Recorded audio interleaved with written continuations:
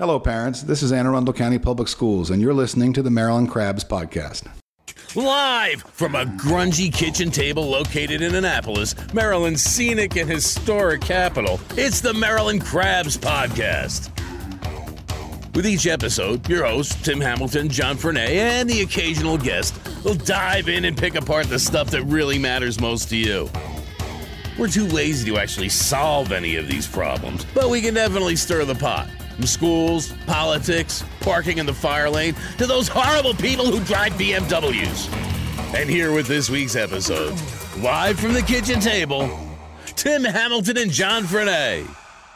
Welcome to the Maryland Crabs. La la la la la la la. God, you're killing me, Smells.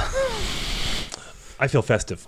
You look festive in your black sweater. I have not started shopping yet, and here's the thing I was just telling someone earlier. It wasn't that I put it off. I absolutely completely forgot. I'm not kidding. It was my wife last night, and she looked at me and she goes, I got you something good. And I went, holy shit. I had completely gone off my radar, and here we are, like literally 4 days away. Christmas is rolled up on me again as well. Last weekend, I had all sorts of things planned with Teresa, and I'm like, I'm going to take a pass on a lot of this. And I remember on Saturday night. Best boyfriend ever. I turned around and I made a checklist of everything I needed to do this week. I mean, it was like, okay, wrap my dad's present, get it sent out, bank accounts, this. So I'm doing okay. Well, the problem is, and this is, I think we're all facing this. I went to Amazon to buy her a lot of the stuff last night. And as I'm browsing for her, I'm seeing all the stuff that she had previously viewed. So like now we know what each other's getting for the most part. I'm like, well, you know what? Why don't we just buy our own stuff and just set a limit? Just take. I mean, it's pretty much we both know what we're getting each other at this point because Amazon's stupid. That's true. I didn't think about that when you guys share the. When you share an account, right? Yeah. So I'm bringing it up. And they're going, well, since you viewed this, I'm like, oh, I don't want that, but I better tell her now. That's funny. That is funny. So interesting. So Chris Valerio, she is running Ignite Annapolis. She's one of the people who are running Ignite Annapolis, and I'm afraid I don't know the other people. And Ignite is cool. It is really cool. So what Ignite is TED Light. It's like TED. I went last February, and basically they're looking for people to submit. And what it is you get, I think, 20 slides and 5 minutes. And the slides are on a timer. So you have to keep up with the slides. So if you fall off your topic, you're kind of screwed because you got to catch up. And everyone did great last year. And that was the first time that I saw Gavin speak in public. So he announced on our podcast like in November, something like that, or he made forays that he was going to do it. And then a month later, he was doing the Ignite thing, and he winged it, by the way. Yes, but he wings everything, it seems. Yeah, but it was really interesting. You can pick any topic you want, pretty much. I mean, I think you can do Loch Ness Monster if you want. You can do it's anything. Bees. You can do thought-provoking. It could be shocking. It could be just silliness. It could be almost anything. Yeah, some were not my speed. I was kind of like, all right, well, I only got 5 minutes of it. And then some were just fascinating. I wish I had more. Some were really polished. I think 2 young women did them together. And I'm trying to remember what the topic was, and it was just absolutely amazing. I think that was a racial thing. It was really, really good. And I think they were college students, and it was fantastic. But it was standing room only. So you can go to a website. It's at Maryland Hall. You can go to the website igniteannapolis.com, right. And you can look at some of the old ones, right? And they're pretty fantastic. Yeah, and so if you want to do it, and I would encourage you to do it, take a look at it, and seriously, just wing it. You're not being graded, you're not getting paid. It's it's just a lot of fun to do. And if you hose it, who cares? Everyone in there is very forgiving. And it was standing room only last year. I waited too long, like I did with my Christmas shopping, and Chris is like, I have a ticket for you, but you got to stand in the back. So that was fine. It was really amazing. But if you want to do it, you have to submit your idea proposal. Go to igniteannapolis.com, and there's a link there for your proposal, but it's due by December 29th, and you'll be notified by January 19th. And then your slides are due like February 1st. Yeah. In February, but it's IGNITE, Annapolis. I might do it, but I don't know what to do. You could do it about podcasting. I don't know anything about podcasting. Yeah, apparently, if you have listened to the episode with Rock Taze, you listen to the editing. Yeah, we had a problem. He was a little back from the mic. I texted John in a panic, and he just promptly ignored me, as he always does when I panic, which is most of the time. Well, there's nothing you can do. See, I don't have that Zen sort of control it as you move. So, and we did mention that we're on Spotify now, which is like very cool, and we're getting lots of traffic off of Spotify. I looked at that. Oh, really? Yeah. See, I don't look at the stats. So that's we got about 103 listens off of Spotify over our first 2 weeks. So I'm happy about that. Huh. I'm happy about that. So if you're on Spotify, you can just search for the Maryland Crabs. Yeah, wherever else too. Is there anywhere? YouTube and Alexa and anywhere all those else. places. We're not sure what we're going to do next week. Yeah, we were just talking about that before we hit the record. We got two options. One we can do, and the other one is like sort of like a year-end, just wrap up bullshit kind of a thing. We did it at Sammy's last year. You said, yeah, we did it kind of last minute. It worked out. As a matter of fact, that was one of our biggest episodes. Much to my astonishment. Episodes are surprising. You people are fickle. We haven't figured you guys out yet. That's true. Some things I think we're gonna blow the doors off the hinges, and we're like, okay, it's a pretty good episode. And some I'm like, that sucked, and everyone loves it. Well, this week we've got a voice that is known to most everybody. And it is a voice that most everyone loves to hear. My kids love his voice. Right. Parents, not so much. No. Not so much. So, without further ado, why don't we just get right into it? Hey, America, we need to have a little talk. We've got more food than we know what to do with in this country, yet 17 million kids in America are struggling with hunger. Makes no sense. Luckily, the Feeding America nationwide network of food banks has volunteers gathering excess food and getting it to hungry kids. They're kind of like food angels. Hey, become a food angel yourself by supporting Feeding America in your local food bank at feedingamerica.org. We can't do it without your help. Brought to you by Feeding America and the Ad Council. Whether it's Main Street, your street, or any street in the county that we all live in and love and call Arundel, it's a special place.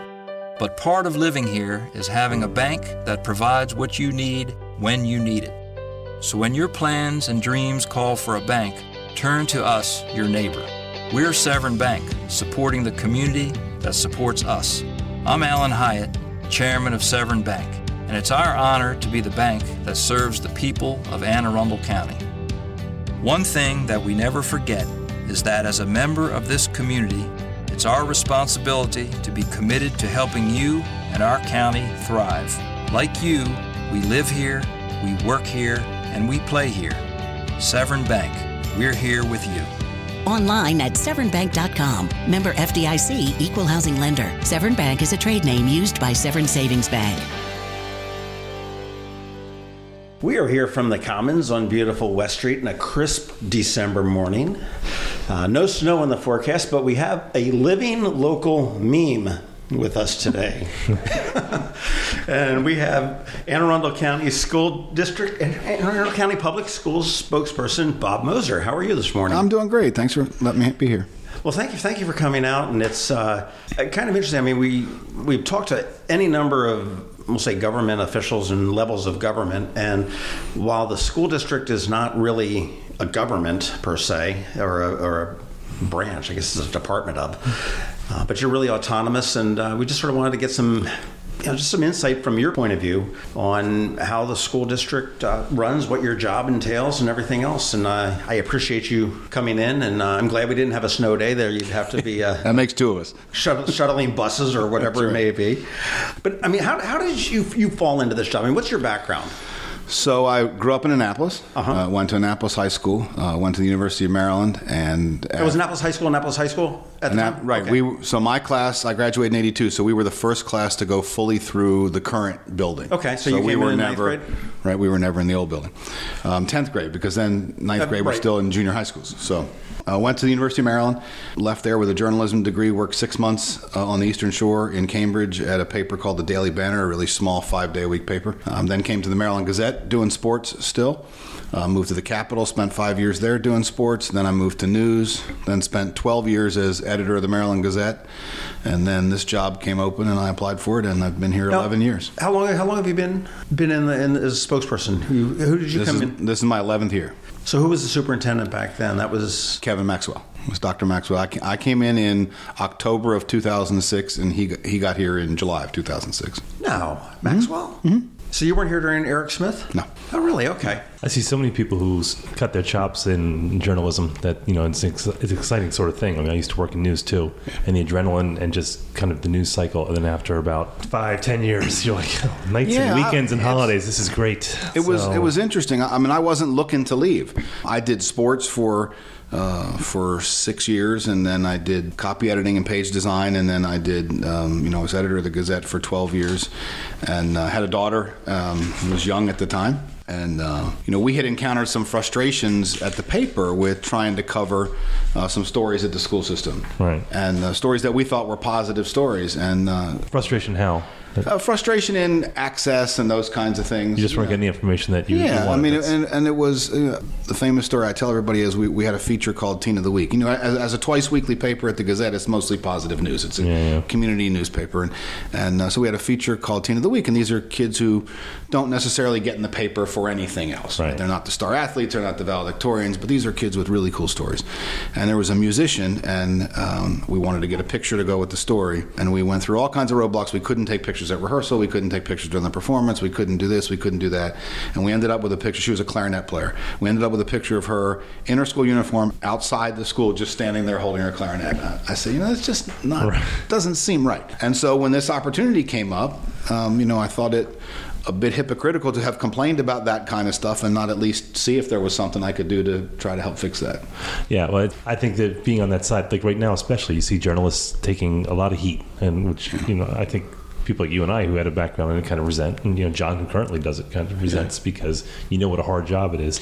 Yeah, but you have a unique perspective when you come in. You can say, like, this is the information that we want, and this is the way I want to portray it, so I can make it easier. Yeah, it's well. So first of all, the journalism that I left 11 years ago isn't the journalism that exists today. This industry has changed so much. Online. Just the fact that we're sitting here doing this, right? That's true. Is one piece of evidence of it. But for me, and I think for a lot of journalists who jump the fence, so to speak, right? You do have a perspective of, here are the questions these folks are going to ask. Here are the information. Right. Here's the information that they want. So let's not put up roadblocks. Let's figure out a way to be able to tell our story and be able to give them what it is they want. But conversely, you see the other side of it, where I do. Where all of a sudden you're like, all right, this is information that I've really got to hold back, or that they want that I've got to put up that, well, we have no comment at this time, and that's got to be frustrating for you to have to say that. And I say to reporters all the time, I give you a lot of credit for asking that question. Right. But now with 11 years under your belt as on the other side of the fence, do you find the need to hold back and withhold this, the other things? You've known that you need to give. As a reporter, you knew what you needed to want, or you knew what you needed to want, knew what you wanted. Right. And now you're on the other side. And I know we've gone back and forth a couple times where there's information that, I have, and I'm looking for a comment. And, you're trying to put the school obviously in the best light. And I think that's probably your chief job. Well, it is, but communicating information is really my chief job. And I've always sort of taken a bit of exception to the term spinning, right? And when you talk about news, what I've tried to do and what our team has tried to do, and I've been really fortunate. We've changed one person in 11 years on my team. And so I have to tell you, they're just great, great people to work with. But we want to give people the information that they're entitled to and that they want. There's certain things that we're prevented from releasing, right? And you and I have had these conversations over the years. Student names in certain things, specific discipline sanctions, those kinds of things. But I think if you can develop relationships, there are ways to sort of strike a compromise where you can get most of what you're looking for, and I'm not violating the law, and we're okay. I know, just an example. I know that we went back and forth one time. There was an incident at a school where a kid was flown out on a helicopter after he gotten beat up, and I made the critical error of calling it an assault, which is what the police determined it, but the school district was hell-bent on calling it an altercation. Right. And it was just, I got the emails from John, the frustrated emails. And that was... so did I. And that obviously... Do you ignore him too? I don't pay attention to him. That was obviously your position of putting the school in the best light as possible, in a challenging circumstance. The issue in that case was that assault is a specific charge with the school system. It's also a specific charge with police, but they're different, right? And so that's the issue there, right? Okay. And so we had, you're right, we had many conversations about that. I remember that very well. Well, I think you're in an interesting position that's not unique, because I see that with, Arundel Wardlaw, with the city certainly was too, where, something happens or the decision is made, and that no matter what decision it's going to be, it's a 50-50 shot that, if it's A, people are going to be furious, and if it's B, people are going to be furious. And, in your mind, you can look at this and go, all right, not how do I spin this, but how do I present this in a way? And you're in a no-win position. And I think about this, like, whenever there's a late opening or a snow day, or there's not a snow day. And you're not the only one that thinks about it. No, but as soon as there is, I go to the AACPS Facebook page, because that's where the party starts.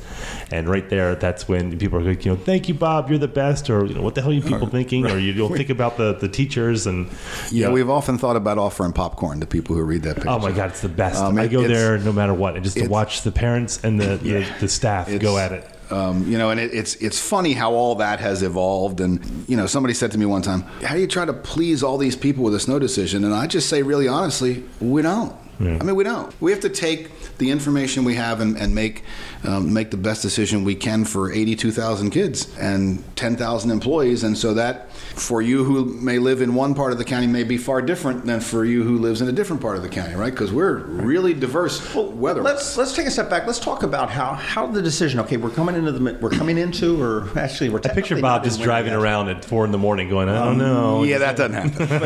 But Bob is up at 4. I mean, how is the decision made when we've got a potential snow forecast? And I mean, these meteorologists are giving their best guess.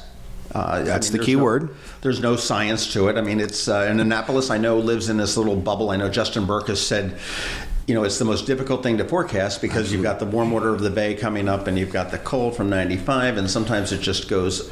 Same thing in Baltimore when that little squall, I don't know whether it was a Dureco, came in and overturned a couple of the water taxis probably about 5 or 6 years ago. Correct. About that. Nobody saw it coming. All of a sudden this thing came down. It was just like, boom, there's people in the water and there's a full-on rescue. I mean, how does the school make the decision? And whether it's an earthquake, which God knows 11 years ago you wouldn't have ever thought you would have had to worry You're about. 100% right about that. So, first of all, it starts not just the night before, but a day or two out, right? I mean, it's not often that we get what we got just last week, which is on Friday, right? Which is no snow all week. And then Friday morning you wake up and every forecaster's hair is on fire because all of a sudden we're going to get snow. And so now we're forced to deal with the weekend, the Saturday activity piece. But that's atypical, right? So typically you get, we're looking at some kind of weather event on Tuesday night, let's just say, hypothetically. And so those conversations start probably as early as Friday about, okay, so now what do we do? And so facilities and operations has all their staging and they get all that ready. And then things really ramp up. So if we're going to get weather Tuesday night, Monday, things really start to ramp up. And we're talking to other counties about what they're seeing and what their possible plans are. We're talking to our county, Public Works, about what they are looking at. In a really severe storm, right? The Office of Emergency Management, we might have conversations with them. And then as Monday progresses, if we're dealing with, or as Tuesday progresses, if we're dealing with a Tuesday night storm. So once the snow starts to fall, right? So then you're getting into now what do your road conditions look like? So let's assume for purposes of this conversation, we haven't made a call the night before, right? That's a whole nother chapter in that book. But if we're making a call, if it's a Tuesday night storm and we're making a call on Wednesday morning, so as early as 3 o'clock in the morning, we have transportation people on the road, eyes on the road, looking at conditions on the road, temperature instruments in their hands, taking pavement temperatures, because that's a critical piece. That everybody wants to talk about how much snow falls and the temperature outside and all that kind of stuff. No, but the buses are doing 360. But the road temperatures, right, the road temperatures are an absolute critical piece of all of that.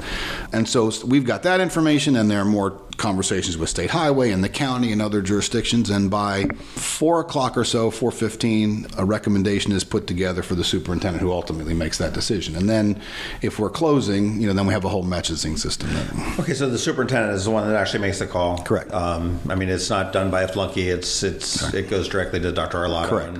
And he says that it's going there. The rule of thumb that I always had, because we were in Annapolis, again, the Annapolis bubble, so we're not going to get anything as severe as in North and maybe even South County, but I always say if there is snow on my lawn, just the lawn, that's going to be a 2-hour delay. And if there's any snow, even a dusting on the street, it's closed, just because northern areas are going to have it worse than we do. So I can just tell, grading on a curve, if we get a dusting, it's going to. And that's your cue to put up a funny little thing on your Facebook page showing the little dusting of snow, saying schools are canceled here in Maryland, because that's how we roll. But the North doesn't always get it worse, right? And so that's generally, unless it's a nor'easter. Generally, right? But that's that's part of the issue in this county, right? Is that and a lot of the complaints we get, and that you'll see on Facebook, they're the best, and that kind of stuff, is so there's no snow at my house. Why are we 2 hours late or closed or whatever? Well, there's no snow at your house in Harwood, let's just say, but at somebody else's house in Linthicum or Brooklyn Park, there's 2 inches of snow, and at somebody else's house in Bayside Beach in Pasadena,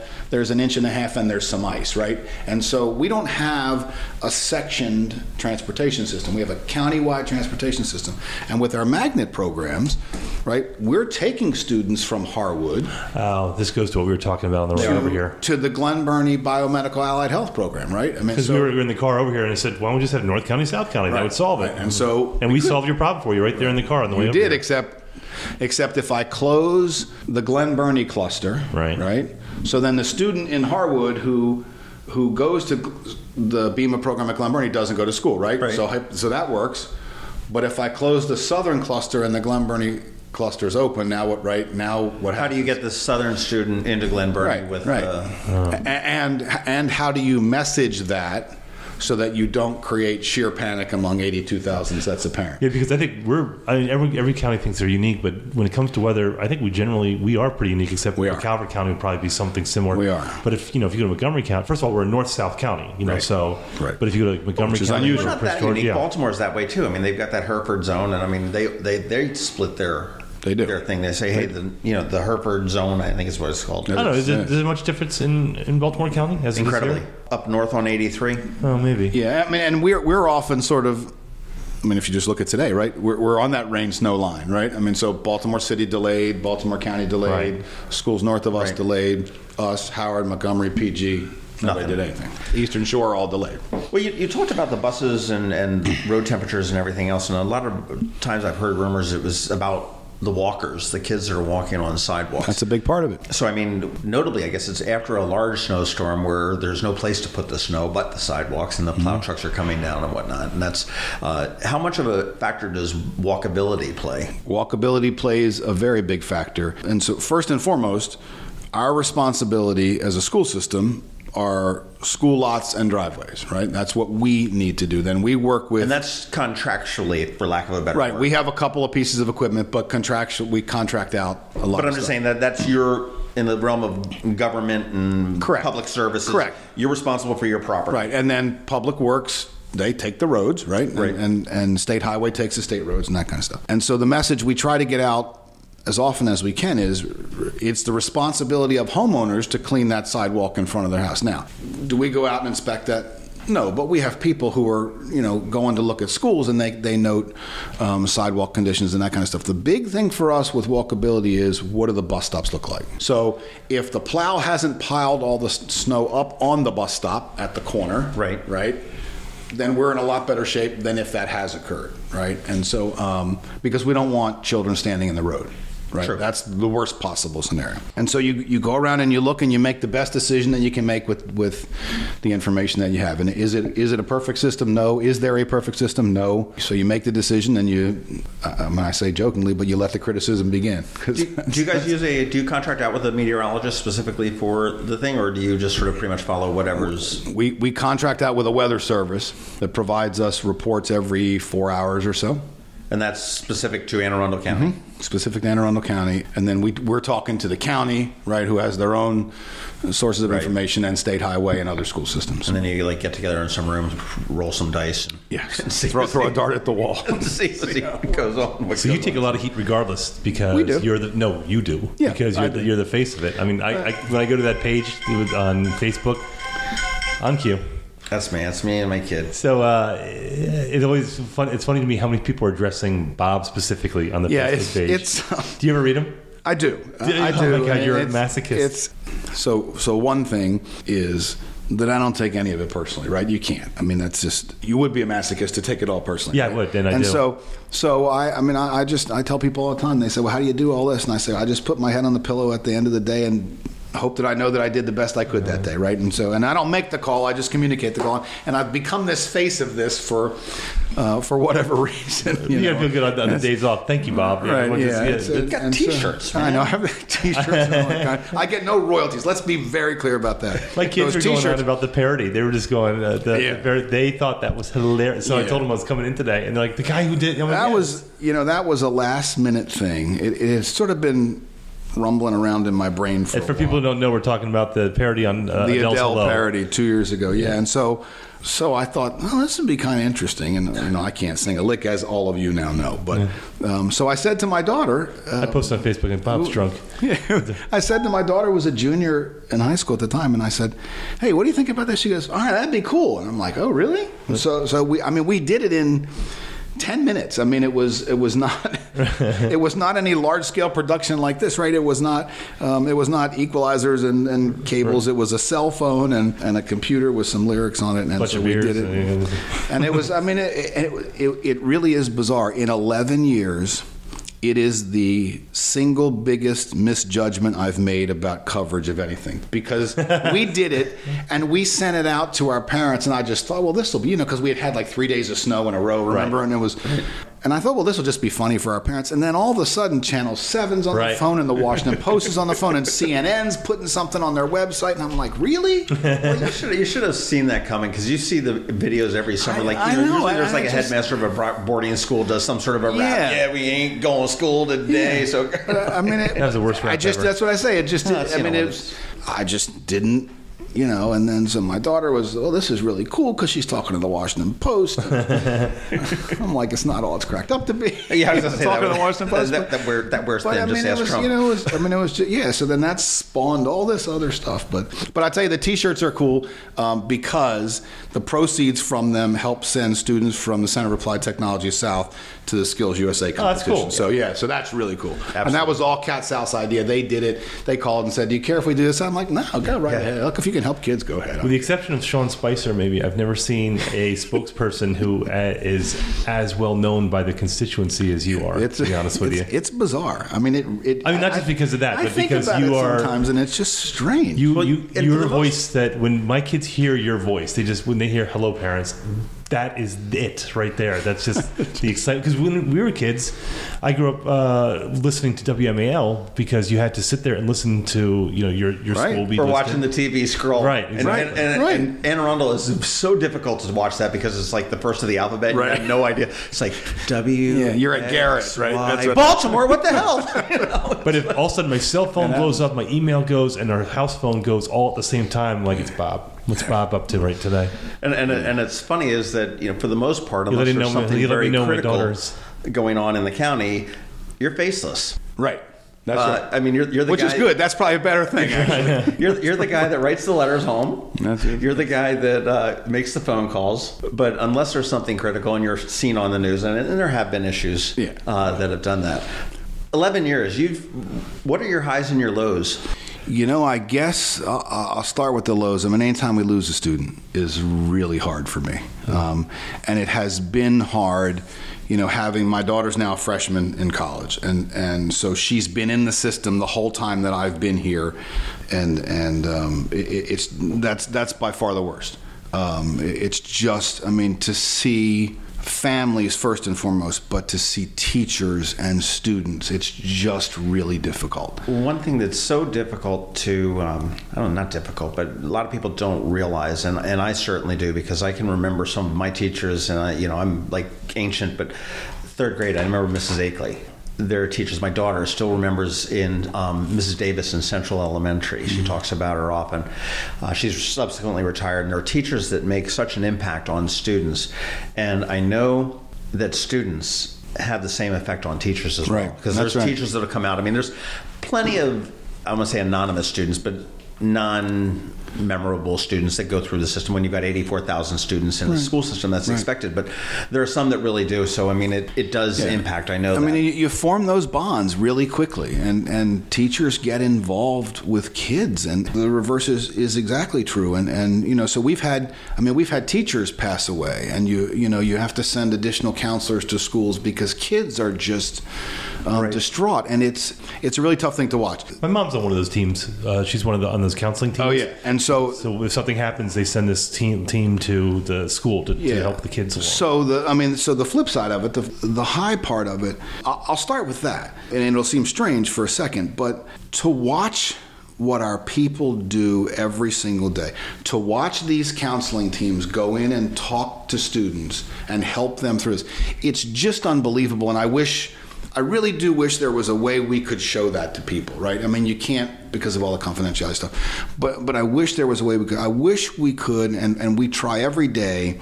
We talk about, if you're walking through a school and you say, boy, that's really cool, the chances are it is really cool. Yeah. And so I know it and you know it, but how do these people out here know it, And so that's hard. The individual successes, I guess the one that really stands out to me is the year that Annapolis High School made adequate yearly progress for the first time. Because I went there, first of all. And so at the time, I still knew a decent number of teachers there. And for a while, Annapolis High School was the poster child for screwed up schools. Right. And so that was in the first couple years I was here. And so I happened to be in the auditorium when Dr. Maxwell told that staff. And that was a really cool thing to see. It was just really cool. Well, schools do an awful lot of good stuff. And I think it's a very familial atmosphere. You've got, yes, you've got the people up here in the Golden Palace on Reaver Road and headquarters. I don't know that it's golden or okay, so it's stained bronze. I don't know. And teachers really do play a huge part in students' life. I mean, quite literally, they're surrogate parents to many. Something that I didn't learn until not too far long ago is the number of homeless students that we have in the county. And you are responsible for educating them. Correct. So the McKinney-Vento Act, a federal act, requires that if a student is declared homeless and meets the criteria to be declared a homeless student, that we continue to provide, any school system continues to provide educational services to that student as if they were still living in that school attendance area. So if a student goes to Annapolis Elementary, let's just pick a close school, right? And they become homeless and now they are living with an aunt in D.C., right? Right. We're required not only to educate that student at Annapolis Elementary, but to get them to and from school. So in that case, that most often will involve a taxi cab every day, twice a day, and to provide transportation for back to school night for mom or dad, and just as if they were living down the road. Right. Is there a lot of that? Yes. How many homeless students do you? I think the last number I saw was a little over 1,000. I had no idea. I never thought about that. And so we expend a considerable amount of resources, time, money, energy, contractually mostly, to transport those students and to keep them, because the intent of McKinney-Vento is, right, that when everything else in this child's world is becoming unstable, right, the school can be a stabilizing force. Sure. Yeah, it reminds me of the CASA. That's the Court-Appointed Special Advocate Program, which is just an amazing program where you have these children who go from foster home to foster home, and there's so much change in their lives that the volunteers at CASA, we ought to get someone in here to talk about that because it's amazing. But they are the only touch point in that child's life that's stable. Right. So they're the ones who talk to the teachers, they're the ones who talk to the doctors, they're the ones who know that the science fair project, which I want to talk to you about, I want those gone, but that they are there's stability in their home, in that child's life, no matter what. And I think I never thought about that in this case, when you have a child who's homeless, that you are the stability in that child's life, because it's the same teachers, it's the same facilities, it's the same people every day. And again, this is somebody you said is living with an aunt or living with a relative or maybe living in a shelter.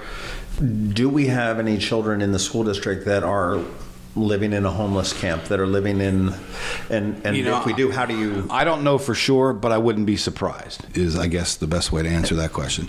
And so how do you know, which I think is I didn't mean to cut you off, but I think that's the question you're going to ask me. So our school counselors play a critical role in this, right? Because they are, outside of classroom teachers, they are the link to families, right? And so they'll have conversations with families, and they know. And the other thing in McKinney-Vento and the other laws, FERPA and those types of things that address student confidentiality dictate is when you have a child who is homeless or free and reduced price meals or those categories, right? Only the people who need to know for purposes of that child's education should know, right? So it may be that I may be a homeless child, but only my counselor and my principal know. None of my teachers know. That may well be the case. Right. It may be that my teachers and my counselor and my principal know, but nobody else knows, right? And so it's a very private thing, and we deal with them on a case-by-case basis. We have a pupil personnel worker who is assigned to homeless students and tries to work with the family on residency issues and those kinds of things to make sure that transportation keeps up. And because oftentimes, so in the hypothetical scenario we were just talking about with Annapolis and D.C., so the student may live with an aunt in D.C. for a while, and then perhaps is now with another family member in Baltimore, let's say. And so we've got to re-coordinate all that stuff. Right. I want to shift speeds, drugs, heroin. Huge problem all over the place. I think we were just talking before you came here. I think that the county and the state, as entities, are doing phenomenal work. Yeah, they're doing a great job. What they have. It's a scourge. It's a problem that has no end in sight. What is the school doing for it? And how prevalent is it in the school district? Well, we have, thank God, not lost a student to a heroin overdose. That's amazing. Within schools, right? In the physical school, or I don't think we've lost a student, a current student. We have lost some former students. Sure. Let's be honest about it. We've been part of County Executive Shu's opioid task force since he formed it. And so we've been walking in lockstep with that. We've been working with the city on their piece, and then we have folks on the governor's, the statewide piece. Two most direct things that you see in our schools, the county, and you may know, has a program called Not My Child, right? Which Nancy Schrum in the Community and Constituent Services Office has put together. Really powerful program. If anybody has not seen it. We've talked about it a number of times. We had actually a recovering addict. I would urge anybody to go watch it. It's a panel, and it's a different, they get different folks, but it's essentially some health personnel, Wes Adams, the state's attorney, the two I've seen, a recovering addict, right? And it's just powerful, real life stories, right? It's not scripted. Yeah, it's not bullshit. This is what I'm living. So the other component of that is that Wes Adams and Jen Corbin from Mobile Crisis, the County Mobile Crisis Unit, go into our middle and high schools and do assemblies for kids. And that's really powerful. And it's a frank and honest discussion about how people end up here, right? How do they end up as addicts, and what that process may often start, for example, and I've heard them say in a couple of assemblies I've been, right? It may start with something as simple as a beer, which you think is no problem, right? And then it evolves, right? And somebody says, hey, I got a joint, you want to try this? Right, and so on and so on and so on. So that's one piece of it. The other piece is our health department, and I have to say, I can't praise them enough. Karen Siska and now Fran Phillips, who's the acting health officer now, have been true partners with us, not just in the regular health room stuff, right, the medicines and flu shots and all that kind of stuff, but in this piece. Long before it was required by the state to have Narcan in school health rooms, we had it because our health department put it there. That was my question. So you do have... We have it in every single health room in every single school. And so they've trained all their folks on it. We've had a couple of trainings to try to branch that out a little bit. As you know, there are Narcan trainings available to the general public, right? And you're able, if you take one of these trainings, there are certain circumstances under which you can receive, you can have Narcan to carry in your car, and legally. Right, and you can get it without a prescription. Right, and so should you encounter this situation and you've undergone this training, you may be able to save something. And you've got the Good Samaritan law that protects you right. there. What as far as, recognition of addiction, are your teachers, are they trained in recognizing a kid that might be strung out, that may be suspected of heroin. Yeah, student services works with counselors who then work with teachers on that kind of stuff. That's a little bit of a more difficult thing, right? Because, I mean, while there are certain things that are always warning signs, some things may not be, right? Right, and you may be barking up the wrong tree. Right, but I mean, what would be the procedure if all of a sudden my kid comes in and he's got some significant warning signs that he may be using drugs, and whether it may not necessarily be heroin, it may be sure. anything else that's out there. So first and foremost is, if you have what you believe to be an immediate health issue, then the school nurse is the first place, right? That's out. But if you have, let's say you have a student who's not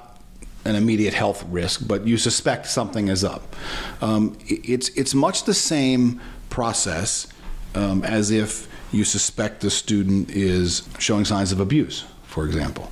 School system employees are required reporters in terms of abuse, but in terms of, I think this student, something's up here, right? Something's happened recently and this student just doesn't look right to me, or is acting strangely or whatever.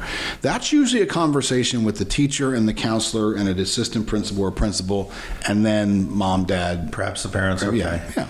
And because, again, I'll throw that back because, the teachers often know, you're spending 8 hours a day roughly with the children. You tend to know them a little bit better sometimes than most parents do. Right. That's amazing to me is, all the women in my family are teachers, and they are all so in tune that every year they have, it's not just 30 kids because, you have several classes. Correct. So they know intimately the ins and outs of hundreds of kids every year, and they know their personality quirks, and they know their patterns. They know when there's changes of patterns. Right. And I think teachers in particular are very perceptive when it comes to changes in behavior. And not just in a single year. Instinctively. You make a great point there. But think about a high school career, right? Where a student is in the same building for 4 years, and so a teacher sees that student from time to time, right? Let's say they have them in their class in 9th grade, and they see him in 10th grade. And, as you say, right, they know what that student's personality was in 9th grade, and maybe something's off, right? And so it may be that 9th grade teacher, who doesn't have that student in class anymore, says to a 10th grade teacher, what about Johnny? Right. And that may be how that conversation starts, right? So, I think it's interesting on the school district. A lot of people don't realize that Anne Arundel County, I don't know whether all of them do, but in the middle school with the guidance counselors move with the grades. Yeah. So, and that's just a real formative year for the middle school years. And you've got one person that you can go to, and there's 3 years where this kid can get to know this guidance counselor should they need him. And I know my kid was in the AVID program, and, he's the most successful of all 3 of my kids at this point. It's a wonderful program. Your favorite? Pat it on the back. But in high school, it changes a little bit differently. It goes by alphabet. Right. And what I was told on that was that because when you have siblings that come through, this is the same guidance counselor that may know, what a badass your kid is, Tim. Oh, yeah. And then all of a sudden, when your younger one comes up, they say, "Oh yeah, you're," Yeah, we got that in grade school. And they know a little bit of the family dynamic, and you're dealing with a much more mature young adult, to be able to deal with that. And I think that's a very and the dynamics are different at high school than they are at middle school too, right? And our school counselors at high school are doing some different things, right? There's some college prep involved. There's some that kind of stuff. There's some career path conversations. That's not necessarily happening at middle school.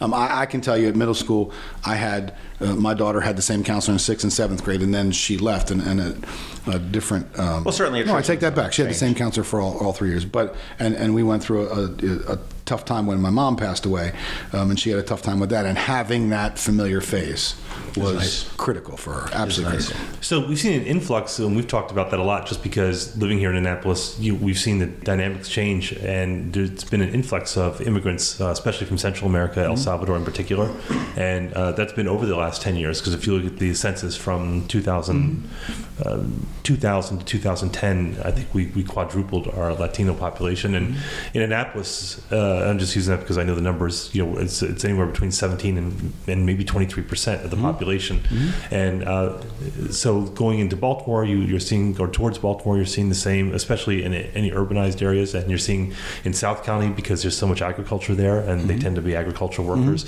But that's changed the dynamic of everything. Absolutely.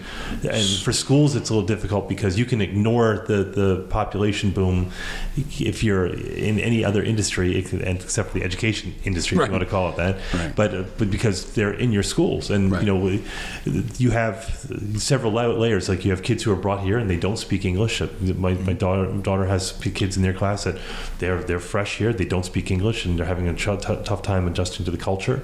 But then you have the so-called dreamers, or kids who are brought here as infants and they don't know anything about El Salvador and that they're totally Americanized and what have you. But that brings a lot of challenges, from language barriers to the whole MS-13, which is blown up and which may or may not be a problem depending on what side of the political aisle you're on. But how do you adjust to that as a school system? So first and foremost, I mean, you're absolutely right about all the statistics. And I don't have the exact numbers in front of me, but our Hispanic population has grown significantly in 10 years.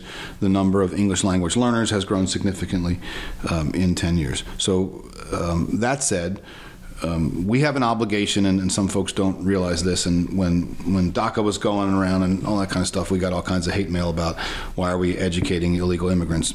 So immigration status is not a qualification for education. So let's make that really clear. Your job is just to educate. Our job is to educate the students who live in the districts that we have schools in.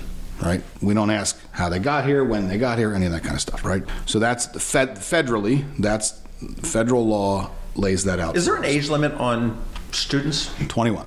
Okay. We can educate students till they're 21. So on the age piece, so the influx that we have seen over the last 10 years has done a couple of things. Let's start with the age piece. It has brought us older students, right, who sometimes aren't literate in their native language, much less literate in English. Right. Right. Yeah, people don't think about that. Right. And that's an important fact to huge know over, is the fact that it's not an equal exchange. You don't have a third grader coming in here at third grade level and all you have to worry about is the language. You have there are adults who are coming here who are literate because they're generally coming from poor villages and poor areas of El Salvador. Absolutely correct. That's important. And so, I mean, and I'm not sure why I guess people just don't think in the reverse, right? We have children in this country who are illiterate. Right. Right? And if they moved to, just pick El Salvador, they would not be literate in Spanish either. Right. Right? And so the reverse is absolutely true. So not only do you have to overcome the gap in the language, you have to overcome the gap in education. Right. So you double that up. So we get a 16-year-old, let's just make up a hypothetical. We get a 16-year-old who tests at so a 16-year-old is usually in a 10th grader. Let's say he tests at a 6th grade level. Well, we're not putting a 16-year-old in a middle school. And so how do we assimilate that student, and how do we provide services to that student to educate that student, which we're legally obligated to do and which is the right thing to do.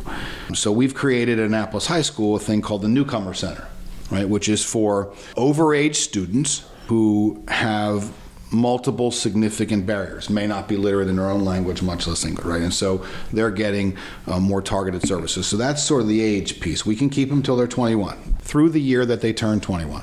Okay. And then they must exit our system or any system in Maryland. And that would be no matter what grade they're in?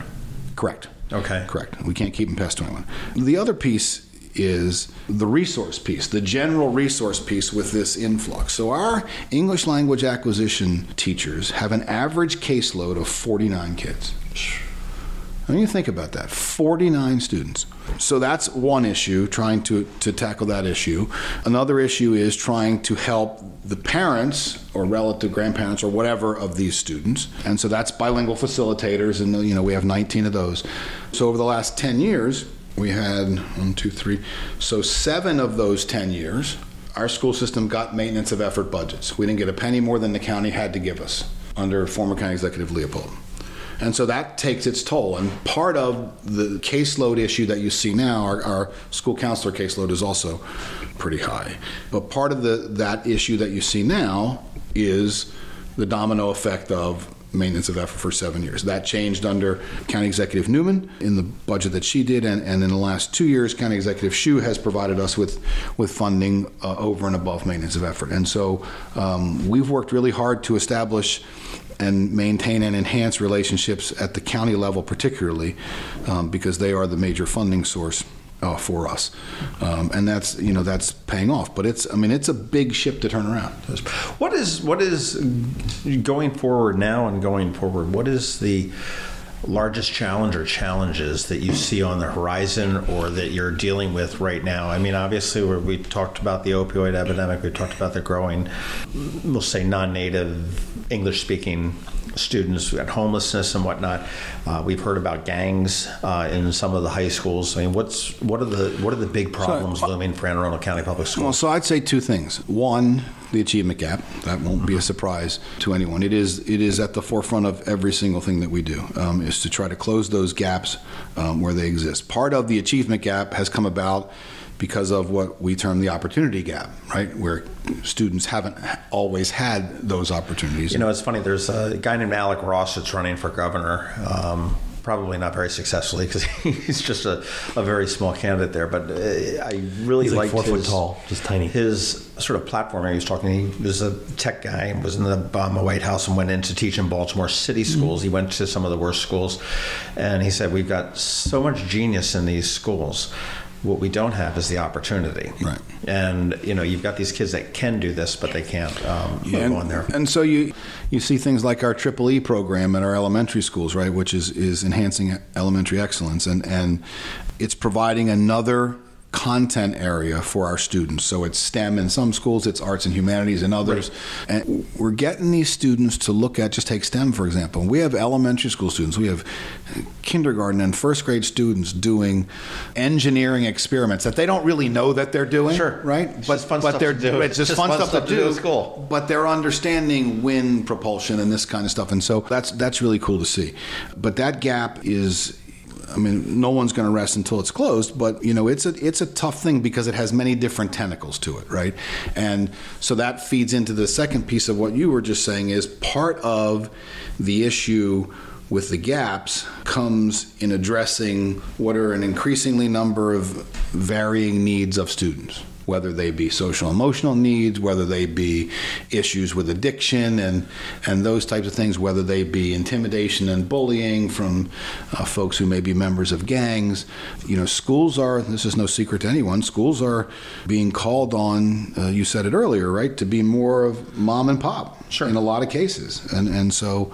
but there's a big, you know, and I hear this often when you talk about an indictment of the education system in general, and there's always going to be people who are critics of it, and they will point to other education systems in other countries to say, well, they do it this way, and they'll look at like Scandinavia, and they'll say, look at how they do it in Norway and their educational system. You go, but Norway has a population of 5 million as a country. Right. Maryland has a population of 6 million, you know, and the United States has a population of 350 million. So when you talk about a big ship, trying to turn a big ship, it's a massive effort to adapt to changing society and changing problems and socioeconomic challenges, where countries like Denmark and Sweden and Norway don't have to deal with that.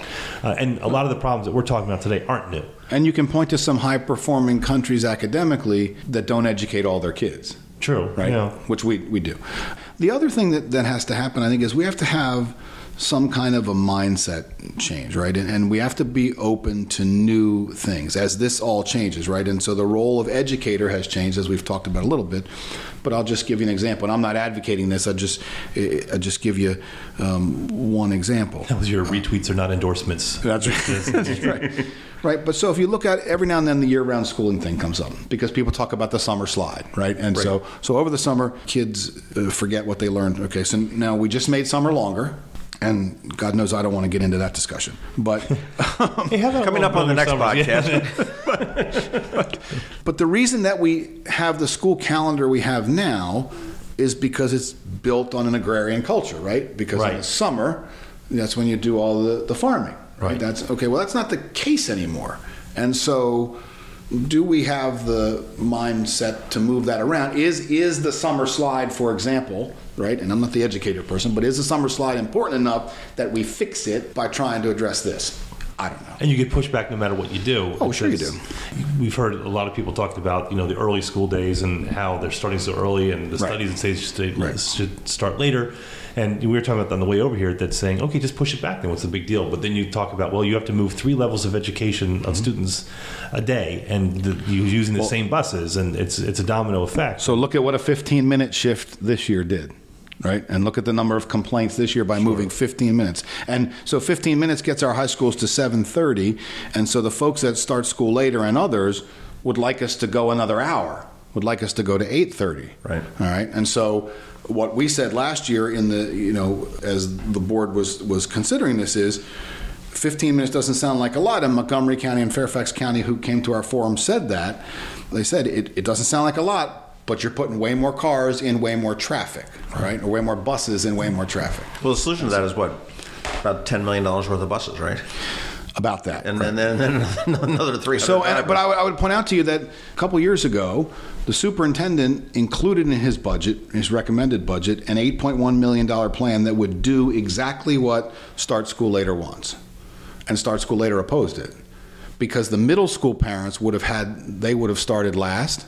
And the middle school parents largely, for all the right reasons, I'm not being critical of middle school parents, but the middle school parents said, wait, we can't have our kids home until 9 o'clock, right? And depend on I've got a job. And depend on my 12-year-old, right, to get himself to school at 9 o'clock. And I'm not saying that plan didn't, but largely because Start School Later, which had argued for that very plan just like that, largely because of their opposition, the board took that plan out of the budget. And I mean, that's totally understandable. There's no easy solution, right? I mean, just like snow, right? There's no easy solution to start times. It's a very complex. I could show you a chart with all kinds of bus routes on it. It's not nearly as simple as it seems. Well, plus then if you look at going back to a year-long school, like I have friends who in Arizona who do it, and they in California, and they swear by it. They said it's amazing. But again, turning that big ship is that if you ever wanted to implement that would take at least 10 years. Of course it would. To get people acclimated to the idea. So I'll give you the very easiest example of it, and it's something that's not academic at all. So if you wanted to implement year-round school, you would almost certainly have to do it statewide in Maryland, right? Right. And here's, on a very simplistic level, here's why. Because you couldn't have Anne Arundel on a year-round schedule and Baltimore County on a traditional, let's call it, schedule, and schedule their athletic events. Oh, true. Just something as simple as that, right? That speaks nothing to any of the other stuff, right? But just something as simple as that. And then you have the teachers union to contend with, and the parents who are upset, because vacation. It's very times, complicated. I saw adding 6 days to the school year, to the break did to at least the controversy it caused, and like you said, there's no small changes. I think everything you guys do is going to be huge, and then you have to deal with it. It's okay. Just to also, sort of as we wrap up, I wanted to put in perspective, you threw in that number, 84,000 students? 82, almost 83. That's double the population and then some of Annapolis, just to sort of put that, of the city of Annapolis. Let's just sort of put that. So, I mean, there's an awful lot of moving parts that go into making that whole thing run, from the services that you provide and everything else. Luckily, you have all that extra lottery money and slots money that just good thing the in. casinos came in. Sure. Yeah. sure we do. Yeah. It all with education. But you speak of the growth, so we're up over 3,000 students in the last 3 years. Why is that? Just in change of generation, just and then just influx of immigrants. Yeah. Wow. But you've canceled school for snow numerous times. You've canceled them for hurricanes. Yep. We had an earthquake. We did have an earthquake. Let's not have one of those. What's next? Wildfires, tornadoes, locusts? Please. I don't know. Hello, parents. There's too many locusts. I have plenty to do. When I grew up, we went to school when there were locusts. And my team has plenty to do. How big is your team?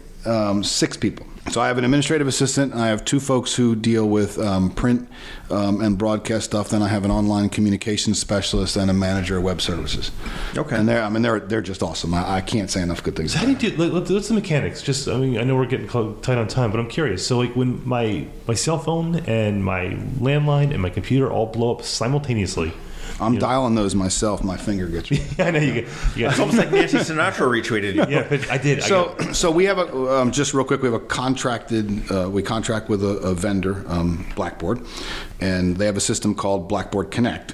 And so I can send out a phone call, an email, a text message, and put a tweet on all 125 of our school pages through one interface. That's amazing. And then we do the website separately, but I mean that takes. I heard someone complain the other day. They said whenever something happens, it's like I'm overwhelmed by everything. I'm like, wouldn't you rather have that? Than that you're not going to miss it. It is your argument that you didn't know about it. I tell you what's funny is that we get people all the time that they say, could you just, I don't want all these emails. And I say, well, there's a little black X at the top. Yeah.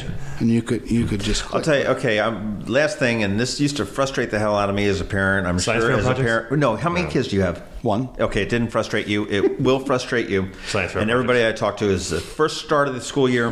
Why do we have to fill out those damn forms? I'm sounding like Bernie Sanders here. You and the damn forms time and time again for the kids. Why can't there be a form that says what other kids you might have in the school district? I mean, I used to dread. Oh, you're talking about the emergency forms? All of that. Oh, see, my wife handles that. You know, and why can't they say? Forms. Why can't they come pre-printed and say, "Hey, here's what we have. Has it changed?" So how long has it been since you had kids in school? He's pretty old. It's 2 years. Because they are pre-printed now. Are they? Okay. Yeah. So now we've gone from research, Joe. we've gone from a brand. No, it's okay. Oh, it was We've gone horrible. from- Back to we've school. gone from a blank form, right, an emergency form. You fill this out. Right. To an emergency verification form, which is here's what we have on file for your child. Make the changes. Right. Who can pick them up and whatnot? Or what's your primary phone number? Right. What's your because your primary phone number is the number that's going to ring when I call you at 5:30 in the morning to tell you there's no school, right? And so when you've changed, when that was a cell phone, let's just say, and now some poor guy in Texas has that phone, and I call at 5:30, it's 2:30 for him, see? And that's happened. So I can just tell you, we've called lots of people. There you go. Bob Mosier from Anne Arundel County Public Schools pissing off people in Texas. That's. We called the United Nations once. Hey, Bob, thank you very much for coming glad to in. be here. It's been fun. I would love to do it again because I think there's some other things I would love to talk Sure. about I'll be glad to do down it. the road at some point. I think we've just really sort of scratched the surface of what Sure. we can with the school districts, and I appreciate your time this cold, not snowy Not morning. snowy, thankfully. Good. It's awesome. But have a wonderful holiday. Yep. Yeah, you guys too. I'd be glad to come back and do whatever you want. This is awesome. All right, thanks, Bob. Thanks. All right, yep. This has been the Maryland Crabs Podcast with Tim Hamilton and John Fernay. Sure to follow them in all the regular places, Facebook, Twitter, YouTube, and online at themarylandcrabs.com. Take a moment to rate us on iTunes. Now, get the hell out of my kitchen. Seriously, go! You're still here? It's over. Go home.